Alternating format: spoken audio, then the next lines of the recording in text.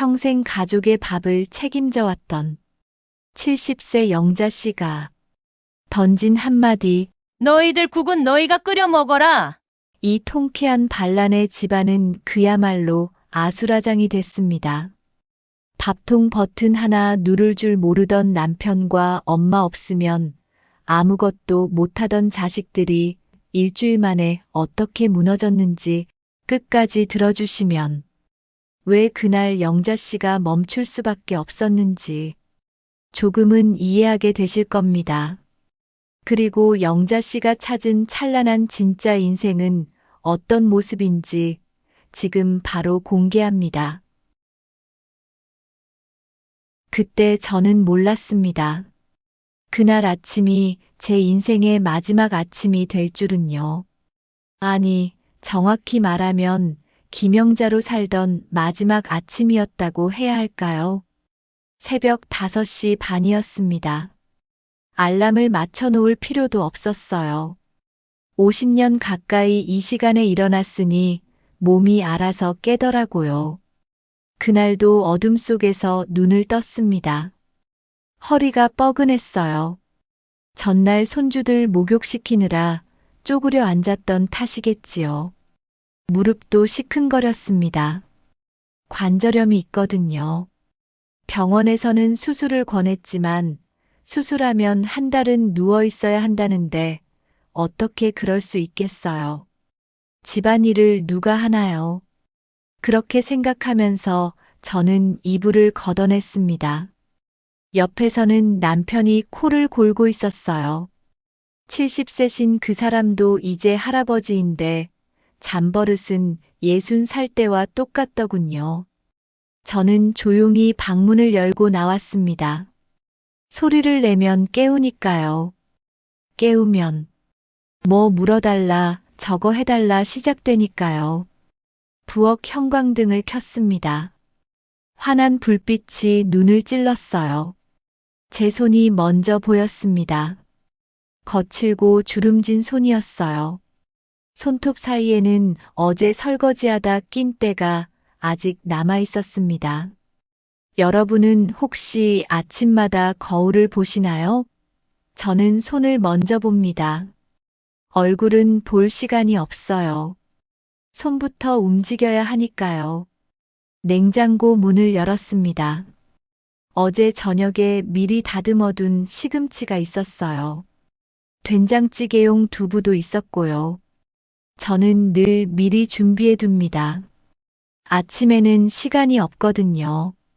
6시 반이면 남편이 일어나서 밥을 찾고 7시면 큰 며느리가 손주들을 데려오니까요. 그런데 그날 아침 칼을 잡는데 손이 떨렸습니다. 이상했어요. 며칠 전부터 목이 따끔거리고 머리가 무거웠거든요. 설마 감기인가 싶었지만 병원 갈 시간이 어디 있나요? 파스 한 장 붙이고 버티면 낫겠지 했어요. 그렇게 살아왔으니까요. 시금치를 썰면서 문득 생각했습니다. 제가 23세 시집 왔을 때가 떠올랐어요. 그 해가 74년이었나요? 여름이 무척 더웠던 해였습니다. 하얀 면사포를 쓰고 처음 이 집 문을 들어섰을 때 시어머니께서 저를 보시더니 이렇게 말씀하셨어요. 우리 집 며느리는 말없이 일만 하면 되는 거야. 그게 미덕이여. 저는 그 말을 지켰습니다. 아침 6시에 일어나서 밤 11시에 잤어요. 새 아이를 낳았습니다. 큰아들, 둘째 딸, 막내딸. 젖을 물리면서도 시어머니 수발을 들었어요. 국을 끓이면서 아기 울음소리를 들었고요. 빨래를 하면서 아이 숙제를 봐줬습니다. 남편 박창식은 말이 없는 사람이었어요. 고맙다는 말도 미안하다는 말도 없었습니다. 하지만 저는 괜찮다고 생각했어요. 그게 당연한 거라고 배웠으니까요. 여자는 참는 게 미덕이라고, 집안을 지키는 게 본분이라고 그렇게 들으며 자랐으니까요. 여러분도 혹시 그런 말을 들으셨나요? 참고 견디는 게 미덕이라는 말요. 지금 생각해보면 참 이상한 말입니다. 왜 여자만 참아야 했을까요? 아이들이 자랐습니다. 등록금을 벌려고 새벽 청소 일을 나갔어요. 아파트 계단을 걸레질하고 유리창을 닦았습니다. 손이 트고 발이 얼어도 웃으며 일했어요. 아이들이 엄마 손 왜 이래? 물으면 엄마 손은 원래 이래 하고 웃었습니다. 아이들 앞에서 아픈 티를 내고 싶지 않았거든요. 큰아들이 대학에 갔습니다. 공대를 나와서 대기업에 취직했어요. 딸들도 제 몫을 하며 살았고요. 결혼도 시켰습니다. 그때 저는 생각했어요. 이제 좀 쉴 수 있겠구나. 이제는 내 시간이 생기겠구나. 하지만 그건 제 착각이었습니다. 남편이 정년퇴직을 했어요. 65이었나 봅니다.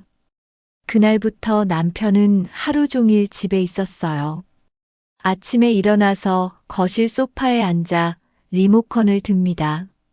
뉴스를 보고 드라마를 보고 또 뉴스를 봅니다. 그러다가 저를 부르는 거예요. 여보, 물 좀. 여보, 내 안경 어디 있어? 여보, 점심 뭐 먹지? 여러분이라면 어떠셨을까요? 40년을 직장에서 일하던 사람이 갑자기 집에 있으니 뭘 해야 할지 모르는 거겠지요. 하지만 저는 힘들었습니다. 둘이 있는 시간이 길어질수록 제가 할 일만 늘어나더라고요. 그러다 큰아들 내외가 맞벌이를 시작했습니다. 며느리가 직장에 복귀한 거예요. 그러면서 손주 둘을 제게 맡겼습니다. 9살 민준이, 7살 서연이. 귀한 손주들이지요. 예쁘고 사랑스럽죠. 하지만 65살에 다시 시작된 육아는 생각보다 힘들었습니다. 매일 아침 7시면 초인종이 울렸어요. 며느리가 아이들을 데려왔습니다. 아침 먹이고 유치원에 데려다 주고 다시 데려오고 간식 챙기고 저녁 먹이고 목욕시키고 65부터 지금까지요. 벌써 5년입니다. 황혼 육아라고 하더군요. 그 말을 텔레비전에서 처음 들었을 때 제 이야기 같아서 가슴이 철렁했습니다. 그날 아침도 똑같았어요. 6시 반 남편이 방에서 나왔습니다. 세수도 안 한 얼굴로 식탁에 앉더니 신문을 펼쳤어요. 저는 된장찌개를 올리고 밥을 올리고 김치를 올렸습니다. 손이 계속 떨렸어요. 몸이 이상했습니다. 남편이 찌개를 한 숟가락 뜨더니 말했어요. 찌개 간이 좀 싱거운데? 저는 대답하지 않았습니다. 목소리가 안 나왔거든요. 목이 붓고 아팠어요. 남편은 계속 신문을 보면서 밥을 먹었습니다. 고맙다는 말은 없었어요. 47년을 같이 살았지만 고맙다는 말을 들어본 기억이 별로 없습니다. 7시 초인종이 울렸습니다. 큰 며느리가 손주들을 데려왔어요. 현관문을 여는데 며느리가 급한 목소리로 말했습니다. 어머니, 애들 아침 안 먹였어요. 급해서요. 오늘 아침 회의가 있어서 먼저 가봐야 해요. 저녁에 올게요. 하이힐 소리가 계단에 울렸습니다. 손주들이 거실로 뛰어들어왔어요. 저는 다시 부엌으로 갔습니다. 이미 지친 몸이었지만 계란을 꺼냈습니다. 햄을 꺼냈어요. 식빵을 꺼냈고요. 손주들이 말했어요. 할머니, 배고파요. 할머니, 저 계란말이 먹고 싶어요. 아이들 목소리는 참 예뻤습니다. 하지만 그날 아침 저는 문득 생각했어요. 이 아이들은 커서 할머니를 기억할까요? 맛있는 밥 해주던 할머니로만 기억하는 건 아닐까요? 오전 10시 손주들을 유치원에 데려다 줬습니다. 걸어서 10분 거리인데 그날은 20분이 걸렸어요. 다리가 후들거렸거든요. 돌아오는 길에 약국 앞을 지나쳤습니다. 들어가서 감기약이라도 사 먹을까 했지만 그냥 지나쳤어요. 집에 가야 점심 준비를 해야 하니까요. 현관문을 열고 들어서는데 남편이 불렀습니다. 점심은 뭐 먹지? 비빔국수 해줘. 저는 대답 대신 부엌으로 갔습니다. 국수를 삶았어요. 오이를 채 썰고 양념장을 만들었습니다. 손이 계속 떨렸어요. 칼을 놓칠 뻔했습니다. 오후 2시 다시 손주들을 데리러 갔습니다. 여러분은 70살의 무릎으로 하루에 4번씩 계단을 오르내리는 게 어떤 건지 아시나요? 땀이 나는데 동시에 춥습니다. 열이 있는 거겠지요. 손주들은 신나게 뛰었어요. 저는 그 뒤를 힘겹게 따라갔습니다. 집에 돌아와 아이들에게 간식을 줬습니다. 우유도 데워줬어요. 설거지를 하고 빨래를 널었습니다. 어느새 저녁 시간이었어요.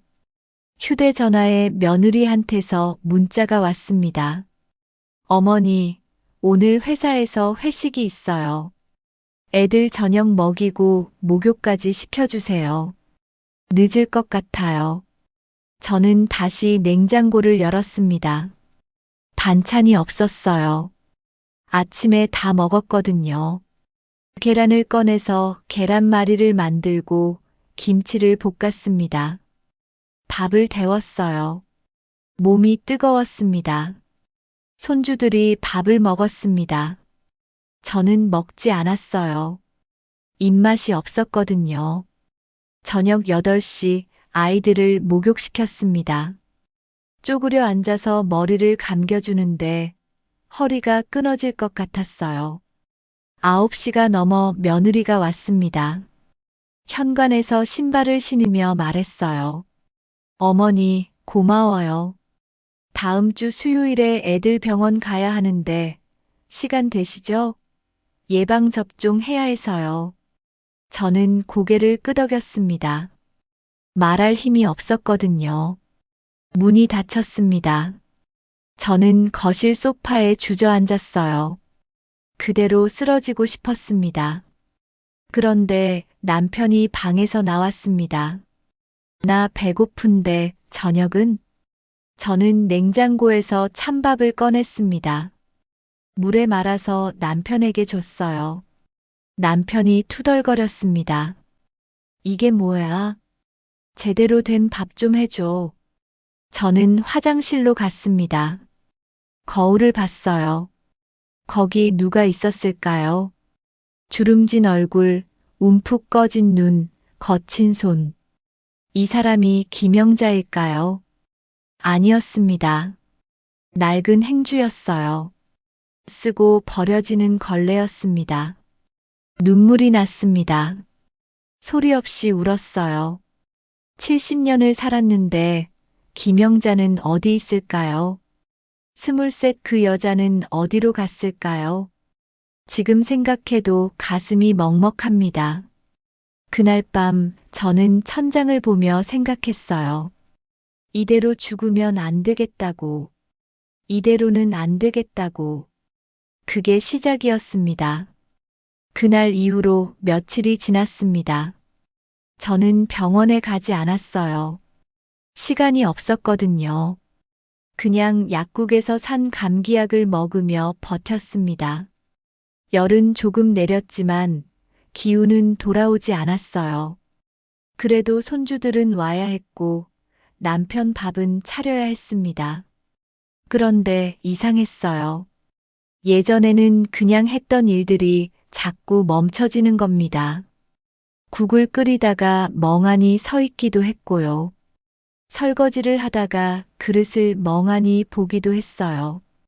그 거울 앞에서 본 제 모습이 자꾸 떠올랐습니다. 낡은 행주 같던 그 얼굴이요. 어느 날 아침이었습니다. 남편이 아침상을 보더니 말했어요. 된장찌개가 어제랑 똑같네. 좀 다른 거 해줄 수 없어? 저는 그 말을 듣는데 가슴 한구석이 뜨거워졌습니다. 화가 난 건지 서러운 건지 모르겠더라고요. 하지만 입 밖으로 말은 나오지 않았어요. 그저 네 하고 대답했습니다. 47년 동안 해온 대답이었으니까요. 며느리는 더 바빠졌습니다. 승진 심사가 있다고 했어요. 그래서 손주들을 더 일찍 데려왔습니다. 이제는 아침 6시 반에 초인종이 울렸어요. 그리고 더 늦게 데려갔고요. 저녁 9시, 10시까지 제가 봤습니다. 어머니, 정말 죄송해요. 이번 달만 좀 힘들어요. 승진하면 나아질 거예요. 며느리는 늘 미안하다고 말했습니다. 하지만 바뀌는 건 없었어요. 여러분도 혹시 아시나요? 미안하다는 말이 습관이 되면 그 말은 아무 의미가 없어진다는 걸요. 그러던 어느 금요일 오후였습니다. 손주들을 유치원에서 데려온 뒤 저는 거실 소파에 잠깐 앉았어요. 다리가 너무 아팠거든요. 그런데 휴대전화가 울렸습니다. 고등학교 동창 이옥분이었어요. 영자야, 나 옥분이야. 너 요즘 어떻게 지내? 옥분이는 오랜만이었습니다. 한 1년쯤 연락이 없었던 것 같아요. 옥분이는 남편을 일찍 여의었어요. 55살 때였나 봅니다. 그 뒤로 혼자 작은 카페를 운영하고 있었죠. 그냥 살지 뭐. 너는? 나 오늘 시간 돼? 우리 오랜만에 차 한잔 하자. 내가 새로 단골집 찾았어. 저는 손주들을 봤습니다. 민준이가 블록 놀이를 하고 있었고 서연이는 색칠 공부를 하고 있었어요. 며느리가 올 시간까지는 2시간이 남았습니다. 하지만 제가 어떻게 나갈 수 있나요? 미안해. 나 손주들 봐야 해서. 아, 그래. 알았어. 그럼 다음에. 전화를 끊었습니다. 그런데 마음 한구석이 허전했어요.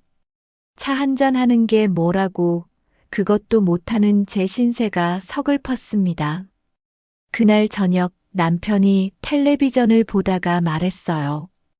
여보, 나 다음 주에 고향 친구들이랑 1박 2일로 여행 가기로 했어. 속초 쪽으로. 네. 너도 가고 싶으면 가. 근데 애들은 어떡하고? 저는 대답하지 않았습니다. 남편은 제 대답을 기다리지도 않았어요. 다시 텔레비전을 봤습니다. 저는 그때 깨달았어요. 남편은 제가 갈 거라고 생각하지 않는다는 걸요. 아니, 가면 안 된다고 생각하는 거겠죠. 그날 밤 저는 잠들기 전에 옥분이 생각을 했습니다. 옥분이는 혼자 카페를 운영하면서도 여행도 다니고 친구도 만나고 자기가 하고 싶은 걸 하며 살았어요. 저보다 2살이 적었지만 훨씬 젊어 보였습니다. 토요일 아침이었습니다. 남편이 골프를 간다고 나갔어요. 손주들은 이번 주말엔 며느리가 데려갔습니다. 오랜만에 혼자 있는 시간이었어요. 저는 거울 앞에 섰습니다. 머리를 빗었어요. 옷장을 열었습니다. 거기에는 남편 옷, 손주들 놔두고 간 옷, 며느리가 맡긴 세탁물이 가득했어요. 제 옷은 구석에 몇 벌뿐이었습니다. 그것도 다 10년은 된 옷들이었어요. 저는 문득 나가고 싶었습니다. 옥분이한테 전화를 걸었어요. 옥분아, 나 지금 시간 돼. 차 한잔 하자. 어머, 진짜? 좋아. 내가 장소 보내줄게. 2시에 만나자. 저는 옷을 갈아입었습니다. 외출복이라고 해봤자 명절 때 입는 옷이었지만요. 거울을 봤어요. 화장도 하지 않은 민낯이었습니다. 예전에는 립스틱 정도는 발랐는데 언제부터인가 그것도 안 했더라고요. 카페에 도착했습니다. 옥분이가 먼저 와서 기다리고 있었어요. 옥분이를 보는 순간 저는 깜짝 놀랐습니다. 옥분이는 베이지색 니트에 청바지를 입고 있었어요. 머리는 단정하게 묶었고 목에는 예쁜 스카프를 두르고 있었습니다. 얼굴에는 적당히 화장을 했고요. 영자야. 옥분이가 손을 흔들었습니다. 저는 옥분이 앞에 앉았어요. 그런데 옥분이가 제 얼굴을 보더니 표정이 굳어졌습니다. 영자야. 너 많이 야위었다? 그래. 잘 모르겠어. 손 좀 보자. 옥분이가 제 손을 잡았습니다. 그리고는 한참을 말이 없었어요. 제 손은 거칠었습니다. 손톱은 깎을 시간도 없어서 들쑥날쑥했고요. 손등에는 화상 자국도 있었어요. 국을 끓이다 댄 거였습니다. 영자야, 너 요즘 어떻게 지내는 거야? 저는 그냥 살고 있다고 대답하려다가 그만 눈물이 났습니다. 카페에서 울면 안 되는데 참을 수가 없었어요. 한 번 터진 눈물은 멈추지 않았습니다. 영자야, 괜찮아. 천천히 말해봐. 저는 옥분이한테 다 말했습니다. 남편 이야기, 손주들 이야기, 며느리 이야기. 그날 밤 거울 앞에서 본 제 모습 이야기까지요. 옥분이는 조용히 들었어요. 그리고는 제 손을 꽉 잡으며 말했습니다. 영자야, 너는 사람이야. 가전제품이 아니라고. 그 말을 듣는데 가슴이 무너지는 것 같았습니다. 너 지금 뭐 하고 있는 거야? 내 인생은 어디 갔어? 영자야, 너 죽고 나면 저 사람들이 뭘 기억할 것 같아? 엄마가 해준 밥은 맛있었지, 이거밖에 없어. 내가 어떤 사람이었는지, 무슨 꿈이 있었는지, 뭘 좋아했는지는 아무도 몰라. 하지만 옥분아, 나는 뭐, 엄마니까, 할머니니까, 아내니까, 그래서 참아야 해. 영자야, 그건 내가 선택한 게 아니야. 너한테 강요된 거라고. 옥분이는 화가 난 듯 말했습니다. 너 언제까지 이렇게 살 거야? 75까지, 80까지, 죽을 때까지 남의 밥만 하고, 남의 애만 보다가 갈 거야? 저는 아무 말도 할 수 없었습니다. 옥분이 말이 다 맞았거든요. 영자야, 나 솔직히 말할게. 너 지금 당장 뭔가 바꾸지 않으면 너 정말 쓰러져. 내가 봐도 안색이 말이 아니야. 병원은 가봤어? 시간이 없어서. 시간이 없는 게 아니라 안 만드는 거지. 영자야, 너한테 물어볼게. 너 행복해? 저는 대답할 수 없었습니다. 행복하냐는 질문을 받아본 게 얼마만인지 기억도 안 났거든요. 영자야, 나는 남편 떠나보내고 처음엔 정말 힘들었어. 근데 혼자 살면서 깨달았어. 내가 누군가의 아내, 누군가의 엄마이기 전에 이옥분이라는 사람이라는 걸. 너도 그래야 해. 김영자로 살아야 한다고. 하지만 옥분아, 내가 가족을 버릴 순 없잖아. 버리라는 게 아니야. 거리를 두라는 거지. 영자야, 너무 가까우면 서로 다쳐. 가족도 마찬가지야. 옥분이는 커피를 한 모금 마시고 말했어요. 영자야, 너 지금 집에 내 이름으로 된 통장 있어? 응. 친정엄마가 주신 비상금이랑 금가락지 팔아서 모아둔 게 좀 있어. 그리고 시장 보면서 조금씩 아껴서 모은 돈도 있고. 얼마나? 저는 조심스럽게 말했습니다. 평생 모은 돈이었지만 큰 돈은 아니었거든요. 한 1억 원쯤? 옥분이가 눈을 크게 떴어요. 영자야, 그 돈이면 내가 혼자 살 작은 집 구할 수 있어. 뭐? 원룸이나 작은 오피스텔 말이야. 보증금 내고 혼자 사는 거지. 저는 깜짝 놀랐습니다. 혼자 산다는 생각은 해본 적이 없었거든요. 옥분아, 나이 이른에 혼자 나간다는 게 말이 돼? 왜 안 돼? 영자야, 너 앞으로 몇 년 더 살 건데. 10년? 20년? 그 시간을 저렇게 살 거야?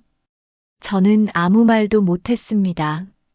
옥분이 말을 계속했어요.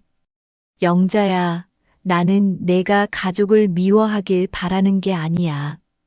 그냥 내 삶을 찾았으면 좋겠어. 가끔 반찬해서 갖다 줘도 되고, 명절에 만나도 돼.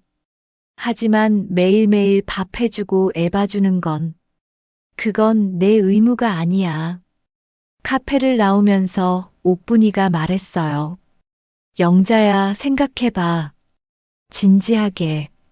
그리고 결정하면 나한테 연락해. 내가 도와줄게. 부동산도 함께 알아보고. 집으로 돌아오는 버스 안에서 저는 창밖을 봤습니다. 거리를 걷는 사람들이 보였어요. 모두 자기 삶을 살고 있었습니다. 저만 멈춰 있는 것 같았어요. 집에 도착했습니다. 남편이 골프에서 돌아와 있었어요. 어디 갔다 와? 친구 만났어. 저녁은? 저는 부엌으로 갔습니다. 냉장고를 열었어요. 그런데 이상했습니다. 냉장고 안에 반찬들이, 그릇들이, 식재료들이 낯설게 느껴졌어요. 마치 남의 집 냉장고 같았습니다. 그날 밤 저는 오랜만에 옷장 깊숙이 숨겨둔 통장을 꺼냈습니다. 47년을 모은 돈이었어요. 시장에서 1,000원, 2,000원씩 아껴서 모았습니다. 친정엄마가 몰래 쥐어주신 금가락지를 팔아서 보탠 돈도 있었고요. 저는 통장을 보며 생각했습니다. 이 돈으로 정말 혼자 살 수 있을까요? 70살에 새로운 삶을 시작할 수 있을까요? 옥분이 말이 자꾸 떠올랐습니다. 너는 사람이야, 가전제품이 아니야. 저는 천천히 결심했습니다. 한번 살아보자고. 김영자로 살아보자고. 그날 이후로 일주일이 지났습니다. 저는 혼자 살 집을 알아보기 시작했어요.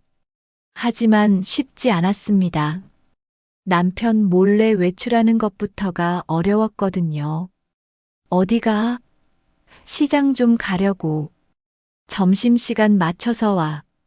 남편은 늘 제 외출 시간을 확인했습니다. 자기도 모르게 그랬을 거예요. 47년 동안 제가 늘 집에 있었으니까요. 그러던 어느 월요일 아침이었습니다. 손주들을 유치원에 데려다주고 돌아오는데 갑자기 어지러웠어요. 길 한가운데서 잠깐 멈춰 섰습니다. 식은땀이 났어요. 앞이 흐릿하게 보였습니다. 할머니, 괜찮으세요? 지나가던 젊은 여자분이 물었습니다. 저는 괜찮다고 손을 흔들었어요. 괜찮지 않았지만요. 집까지 어떻게 걸어왔는지 기억이 잘 안 납니다. 현관문을 열고 들어서자마자 거실 바닥에 주저앉았어요. 여보, 물 좀. 남편이 방에서 불렀습니다. 저는 대답하지 못했어요. 목소리가 안 나왔거든요. 온몸이 떨렸습니다. 여보, 물 달라니까. 남편이 거실로 나왔습니다. 바닥에 앉아 있는 저를 보더니 말했어요. 왜 거기 앉아 있어? 물 좀 갖다 달라고. 지금은 못 가. 뭐? 몸이 안 좋아. 남편은 잠깐 저를 보더니 말했습니다. 그럼 약 먹어. 약장에 있잖아. 그리고는 다시 방으로 들어갔어요. 저는 한참을 그대로 앉아 있었습니다. 일어날 힘이 없었거든요. 여러분은 혹시 아프다고 말했는데 아무도 걱정해주지 않는 경험을 해보셨나요? 그게 얼마나 외로운 일인지 아시나요? 그날 오후 며느리한테서 전화가 왔습니다.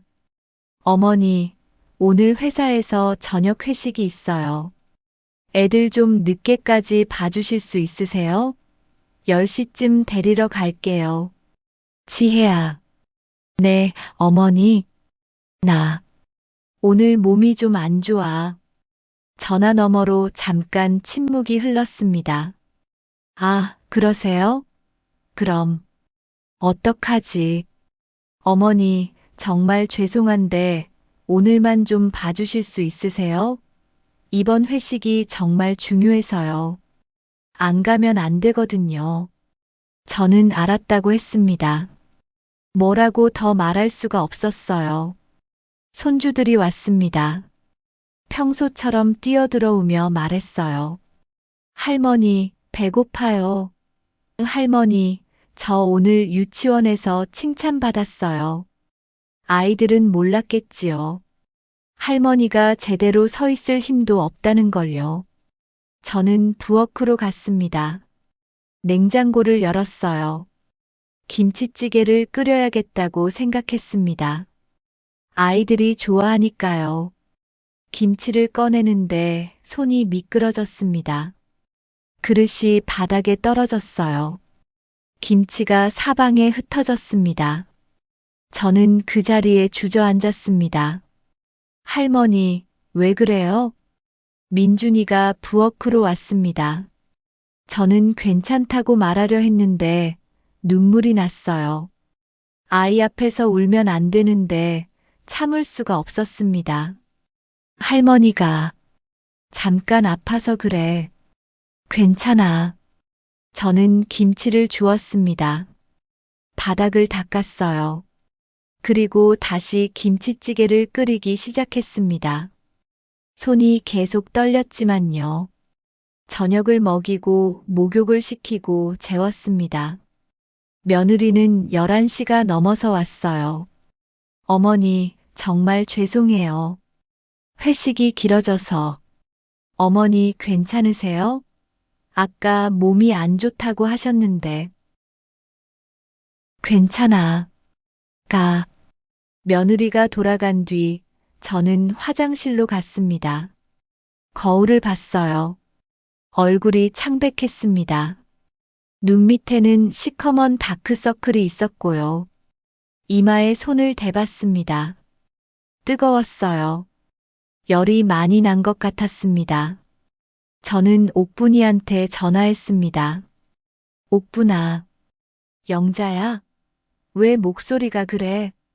어디 아파? 좀, 병원 갔어? 못 갔어. 옥분이가 한숨을 쉬었습니다. 영자야, 내일 당장 병원 가. 알았지? 그리고 나한테 연락 줘. 내가 같이 갈게. 옥분아, 나 결정했어. 뭘? 나갈 거야. 이 집. 전화 너머로 잠깐 침묵이 흘렀습니다. 영자야, 진심이야? 응. 근데 옥분아, 나 그냥 나가는 게 아니라 여행을 좀 다녀오고 싶어. 여행? 응. 평생 한 번도 못 가봤잖아. 해외여행. 신혼여행도 못 갔어. 아이들 키우느라, 돈 모으느라. 이제라도 가보고 싶어. 옥분이가 말했습니다. 영자야, 좋은 생각이야. 진짜 좋아. 그래, 가자. 어디 가고 싶은데? 글쎄, 파리. 텔레비전에서 에펠탑 보면 늘 가보고 싶었거든. 좋아. 내가 도와줄게.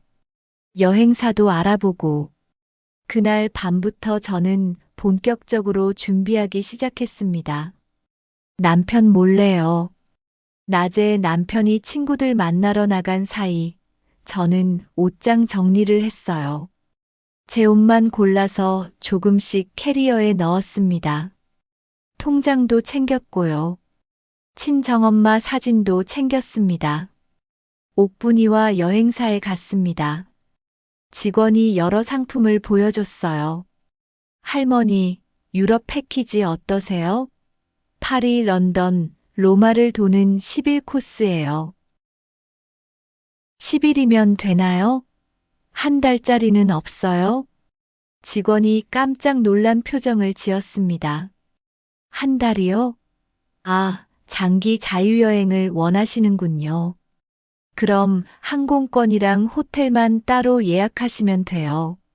저는 옥분이를 봤습니다. 옥분이가 웃으며 말했어요.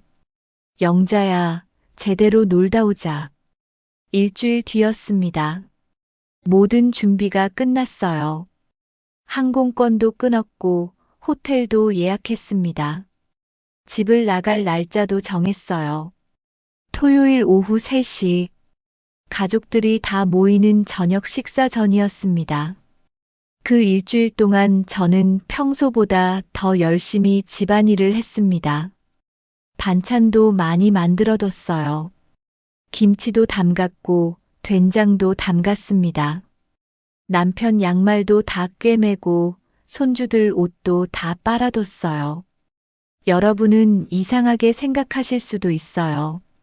나갈 건데 왜 그런 걸 하냐고요. 하지만 저는 그렇게 해야 했습니다.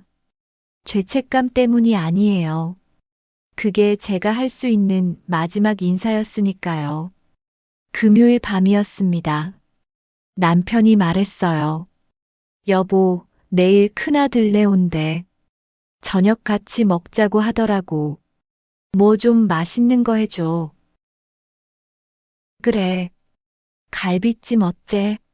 애들이 좋아하잖아. 저는 고개를 끄덕였습니다. 마지막 저녁 식사가 갈비찜이 되는군요. 토요일 아침 저는 평소보다 일찍 일어났습니다. 시장에 가서 갈비를 샀어요. 제일 좋은 걸로 샀습니다. 각종 채소도 샀고요. 집으로 돌아와서 갈비찜을 준비하기 시작했습니다. 고기를 손질하고 양념을 만들고 채소를 다듬었어요. 손이 떨렸습니다. 긴장 때문이었을까요? 아니면 슬픔 때문이었을까요? 저도 잘 모르겠습니다. 오후 1시 갈비찜을 냄비에 넣고 끓이기 시작했습니다. 2시간쯤 끓여야 제대로 익어요. 그 사이 저는 욕실에 들어가서 샤워를 했습니다. 머리도 감았어요. 옷장을 열고 제일 좋은 옷을 꺼내 입었습니다. 립스틱도 발랐습니다. 거울을 봤습니다. 낯선 사람이 보였어요. 아니, 낯익은 사람이었습니다. 50년 전 그 스물셋 김영자 같았어요. 캐리어는 이미 옥분이 집으로 옮겨뒀습니다. 며칠에 걸쳐 조금씩 빼냈거든요. 지금 제가 들고 나갈 건 작은 가방 하나뿐이었어요. 여권, 지갑, 핸드폰. 그게 전부였습니다. 오후 5시 큰아들 가족이 왔습니다. 손주들이 뛰어들어왔어요. 할머니, 저는 아이들을 안았습니다. 오래 안았어요. 아이들이 할머니 아파요 할 때까지요. 밥 먹자. 할머니가 갈비찜 해놨어. 식탁에 둘러앉았습니다. 저는 갈비찜을 올렸어요. 밥도 올렸고 반찬도 올렸습니다. 가족들이 먹기 시작했어요. 어머니, 이거 정말 맛있어요. 며느리가 말했습니다. 남편도 말했어요. 오늘 고기가 괜찮네. 큰아들은 말없이 먹었습니다. 손주들은 신나게 떠들었고요. 저는 먹지 않았어요. 그들을 보고 있었습니다. 이 모습을 기억하고 싶었거든요. 식사가 끝났습니다. 며느리가 설거지를 하려고 일어섰는데 제가 말했어요. 괜찮아. 내가 할게. 너희는 거실에서 쉬어. 네, 어머니. 가족들이 거실로 갔습니다. 저는 설거지를 했어요. 천천히 정성껏. 마지막 설거지였으니까요. 그릇을 닦으면서 생각했습니다. 이제 시간이 됐어요. 저는 앞치마를 벗었습니다. 거실로 갔어요. 가족들이 텔레비전을 보고 있었습니다. 저는 그들 앞에 섰습니다. 나 할 말이 있어. 모두가 저를 봤습니다. 나 이제 이 집 나갈 거야. 잠깐 침묵이 흘렀습니다. 가족들이 저를 봤어요. 표정이 다 달랐습니다.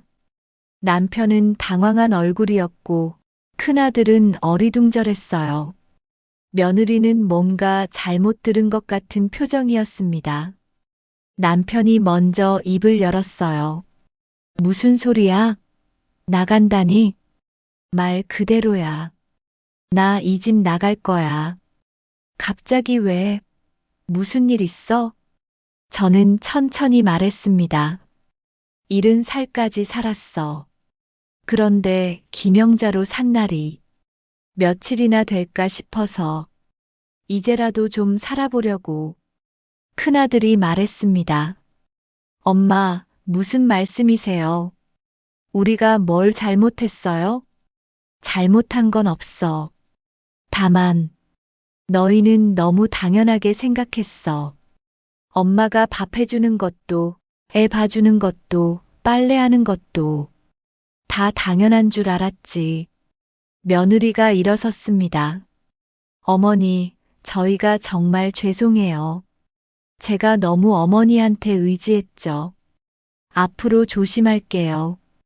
그러니까 나가신다는 말씀은, 며느리 미안하다는 말은 이제 지겨워. 말만 미안하다고 하고 바뀌는 건 하나도 없잖아. 여러분도 혹시 그런 경험 있으신가요? 말로는 계속 미안하다고 하는데 행동은 하나도 안 바뀌는 사람들요. 남편이 소리를 높였습니다. 당신 지금 제정신이야? 70살에 어디를 나가? 혼자 어떻게 살려고? 혼자 살 집도 구했어. 그리고 저는 가방에서 비행기 표를 꺼냈습니다. 한 달 동안 여행 다녀올 거야. 여행? 어디를? 파리. 평생 가보고 싶었거든. 큰아들이 벌떡 일어섰어요. 엄마, 정신 차리세요. 애들은 어떡하고요? 저희 회사는요? 아빠는요? 저는 아들을 똑바로 봤습니다. 애들은 내가 키워. 내 자식이잖아. 회사 일은 내가 알아서 하고. 그게 어른이야. 엄마. 그리고 아빠는 이제 자기 밥은 자기가 해 드셔야지. 남편이 얼굴이 빨개졌어요. 당신 지금 농담하는 거야? 아니, 진담이야. 나 오늘 저녁 비행기 타. 지금 출발해야 해. 저는 시계를 봤습니다. 오후 6시였어요. 공항까지 가려면 지금 나가야 했습니다. 며느리가 울먹이기 시작했어요. 어머니, 제발요. 저희가 잘못했어요. 다시는 안 그럴게요. 어머니 없으면 저희 어떡해요? 어떡하긴. 살면 되지. 나도 70살에 새로 시작하는데 너희는 젊잖아. 손주 민준이가 제 손을 잡았습니다. 할머니, 가지 마요. 할머니가 해주는 밥이 제일 맛있어요. 그 말을 듣는데 가슴이 아팠습니다. 하지만 저는 무릎을 꿇고 민준이를 봤어요. 민준아, 할머니 밥이 맛있어서 고마워. 근데 엄마가 해주는 밥도 맛있을 거야. 엄마한테 부탁해봐. 민준이가 울었습니다.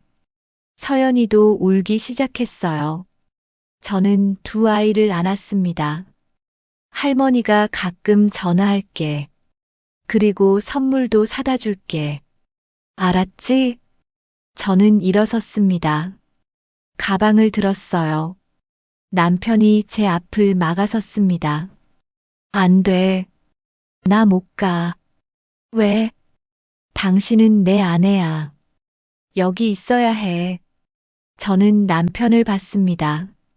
47년을 함께 산 사람이었어요. 하지만 이제는 낯선 사람 같았습니다. 나는 당신 아내이기 전에 김영자야. 그걸 당신은 한 번도 생각 안 했지. 무슨 소리야? 당신 나한테 고맙다는 말 해본 적 있어? 사랑한다는 말은 한 번이라도. 남편이 입을 다물었습니다. 당신은 나를 아내로 본 게 아니야. 식모로 봤어. 밥 해주고 빨래 해주고 청소해주는 사람. 그게 무슨. 됐어. 이제 그만하자. 나 시간 없어. 저는 남편을 지나쳐 현관으로 갔습니다. 신발을 신었어요. 큰아들이 따라왔습니다. 엄마, 진짜 가시는 거예요? 응. 연락은 하실 거죠? 가끔. 급한 일 아니면 문자 하지 마. 나도 좀 쉬고 싶어. 현관문을 열었습니다. 뒤에서 며느리 목소리가 들렸어요. 어머니, 애들 밥은요?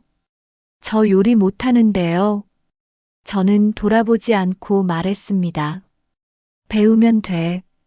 나도 23에 시집 와서 배웠어. 너도 할 수 있어. 어머니, 그리고 며느리. 저는 잠깐 멈춰 섰습니다.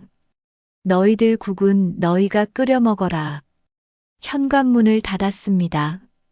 계단을 내려갔어요. 다리가 떨렸습니다. 무서웠어요.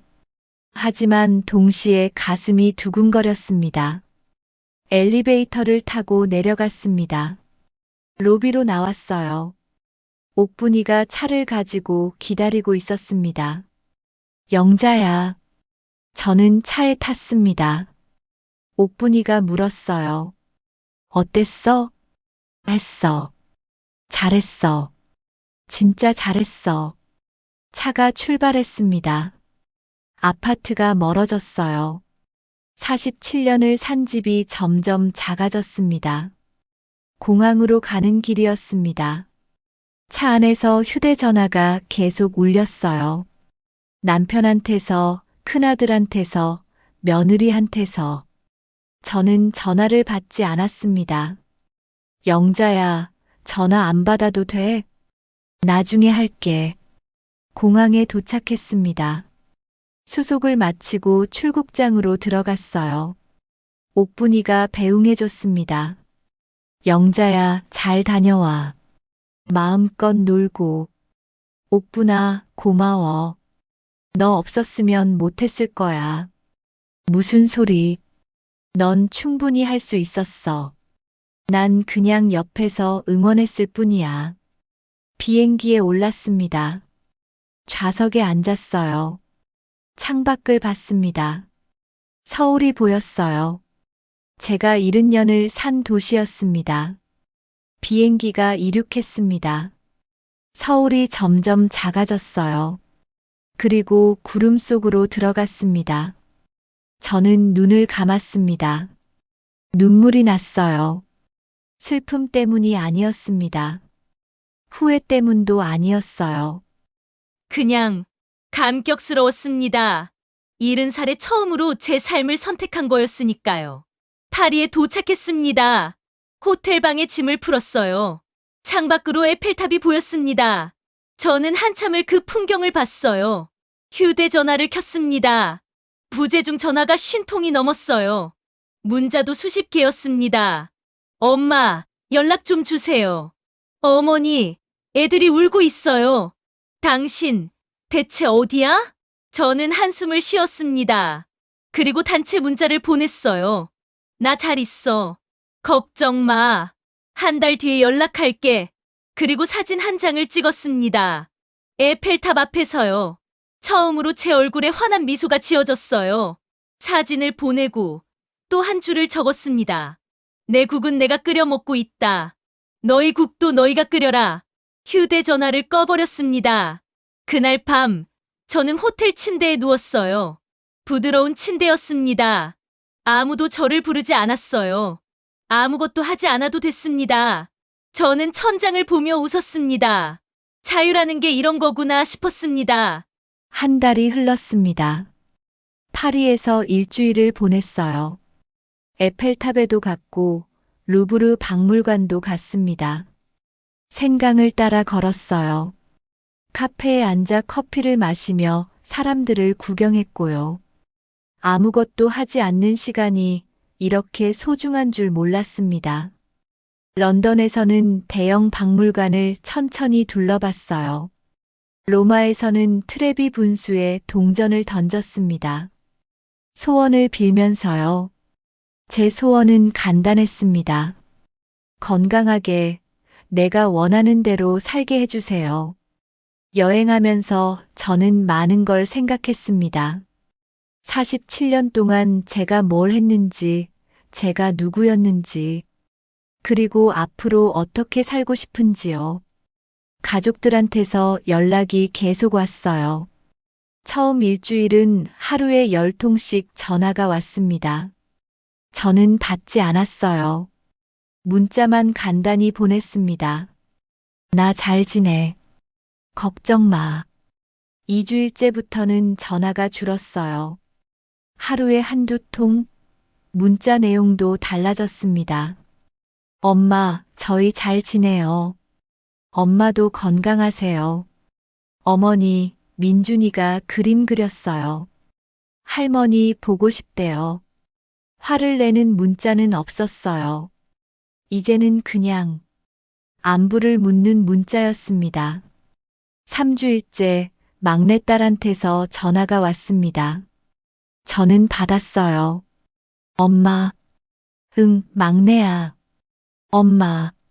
잘 지내세요? 응, 잘 지내. 엄마, 죄송해요. 저도 엄마한테 너무 무심했어요. 막내는 울고 있었습니다. 괜찮아. 너는 내 인생 열심히 사는 거야. 엄마는 언제 돌아오세요? 다음 주에 돌아가. 근데 막내야, 나 예전 집으로는 안 돌아가. 알아요. 오빠한테 들었어요. 한 달이 지나고 저는 서울로 돌아왔습니다. 하지만 예전 집이 아니었어요. 옥분이가 도와줘서 구한 작은 오피스텔이었습니다. 15평짜리 작은 집이었어요. 하지만 제 이름으로 계약한 집이었습니다. 햇볕이 잘 들었고 조용했어요. 창밖으로는 작은 공원이 보였습니다. 짐을 풀었습니다. 여행에서 산 작은 물건들을 하나씩 꺼냈어요. 에펠탑 모형, 예쁜 그림 엽서, 향수 한 병. 평생 이런 걸 사본 적이 없었는데 참 좋더라고요. 부엌을 정리했습니다. 작은 부엌이었지만 제게는 충분했어요. 혼자 쓰는 부엌이니까요. 첫날 밤 저는 제 집에서 처음으로 혼자 저녁을 먹었습니다. 간단하게 김치찌개를 끓였어요. 밥을 지었고요. 혼자 먹는 밥상이었지만 외롭지 않았습니다. 여러분, 혹시 아시나요? 혼자 차린 밥상이 이렇게 평화로울 수 있다는 걸요. 이틀째 되던 날, 큰아들한테서 전화가 왔습니다. 엄마, 저 찾아뵐 수 있을까요? 언제? 주말에요. 가족들이랑 같이요. 저는 잠깐 생각했습니다. 일요일 오후 2시, 1시간만. 미리 연락하고 와. 네, 엄마. 감사합니다. 일요일이 됐습니다. 초인종이 울렸어요. 문을 열었습니다. 가족들이 서 있었어요. 남편, 큰아들 내외, 손주들, 막내딸까지. 모두 조심스러운 표정이었습니다. 예전처럼 당연하게 들어오지 못하더라고요. 들어와. 거실로 안내했습니다. 좁은 집이었어요. 모두가 앉으니 꽉 찼습니다. 저는 차를 내왔어요. 쿠키도 몇 개 내놓았고요. 손주 민준이가 제게 달려왔습니다. 할머니, 저는 민준이를 안았습니다. 서연이도 안았고요. 할머니, 보고 싶었어요. 나도. 너희 잘 지냈어? 네. 엄마가 밥 해줘요. 근데 할머니 밥이 더 맛있어요. 며느리가 얼굴이 빨개졌어요. 저는 웃었습니다. 엄마 밥도 맛있을 거야. 자꾸 먹다 보면 남편이 입을 열었습니다. 당신 그동안 잘 지냈어? 응. 나는 힘들었어. 남편 목소리가 떨렸습니다. 밥도 제대로 못 먹었어. 빨래도 어떻게 하는지 몰라서 세탁소에 맡겼고, 청소도 아무것도 할 줄 몰랐어. 그랬구나. 미안해. 당신이 얼마나 많은 일을 했는지 몰랐어. 당신 없이 한 달 살아보니까 알겠더라고. 내가 정말 미안해. 저는 남편을 봤습니다. 47년 만에 처음으로 사과하는 남편이었어요. 큰아들도 말했습니다. 엄마, 저희도 죄송해요. 엄마를 너무 당연하게 생각했어요. 황혼 육아를. 그게 얼마나 힘든 일인지 몰랐어요. 며느리가 울먹였습니다. 어머니, 정말 죄송해요. 이제는 제가 할게요. 아이들도 제가 키울게요. 어머니는 그냥 가끔 놀러만 와주세요. 막내딸도 말했어요. 엄마, 사랑해요. 엄마 없이 살아보니까 알았어요. 엄마가 얼마나 큰 사람인지. 저는 차를 한 모금 마셨습니다. 눈물이 날 것 같았지만 참았어요. 고마워. 다들 그렇게 말해줘서. 엄마, 집으로 돌아오시면 안 돼요? 큰아들이 조심스럽게 물었습니다. 저는 고개를 저었어요. 안 돼. 나는 이제 여기서 살 거야. 하지만, 들어봐. 나는 너희를 버리는 게 아니야. 다만 거리를 두는 거지. 너무 가까우면 서로 다쳐. 저는 가족들을 한 명씩 봤습니다. 나는 일주일에 한 번 정도는 너희를 볼 수 있어. 미리 약속하고, 갑자기 오지 말고, 나도 내 시간이 필요하니까. 네, 엄마. 그리고 반찬은 가끔 해줄 수 있어. 하지만 매일 밥 차려주고 애 봐주고 하는 건 이제 안 해. 알겠지? 네, 알겠습니다. 남편이 물었습니다. 나는 어떻게? 저는 남편을 봤어요. 당신도 이제 당신 밥은 당신이 하세요. 설거지도 빨래도. 나는 당신 식모가 아니에요. 아내고 김영자예요. 알았어. 1시간이 지났습니다. 가족들이 일어났어요. 엄마, 다음 주에 또 와도 돼요? 전화하고 와. 내가 시간 되면 된다고 할게. 현관에서 가족들을 배웅했습니다.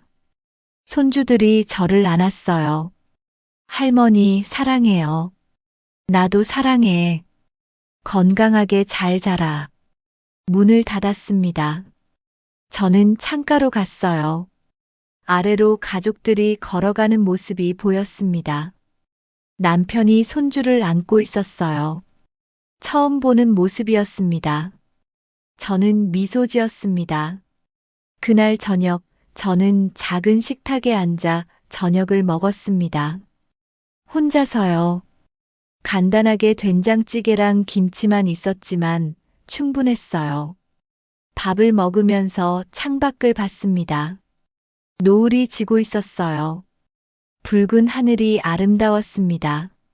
저는 70살에 처음으로 제 삶을 찾았습니다. 늦었다고 생각하실 수도 있어요. 하지만 저는 생각합니다. 늦은 게 아니라고. 지금이 딱 맞는 시간이라고. 다음 날부터 저는 새로운 일과를 시작했습니다. 아침 6시가 아니라 7시 반에 일어났어요. 천천히 커피를 내려 마셨습니다. 창밖을 보며 하루를 계획했고요. 오전에는 동네를 산책했습니다. 공원에 나가서 벤치에 앉아 책을 읽기도 했어요. 평생 읽고 싶었던 책들이 많았거든요. 오후에는 그림을 그렸습니다. 젊을 때 배우고 싶었던 수채화요. 동네 문화센터에 등록했어요. 일주일에 2번 수업이 있었습니다. 옥분이도 자주 만났습니다. 같이 차를 마시고 영화도 보러 갔어요. 백화점에도 갔습니다. 예쁜 옷도 한 벌 샀고요. 가족들은 일주일에 한 번씩 연락했습니다. 약속을 잡고 만났어요.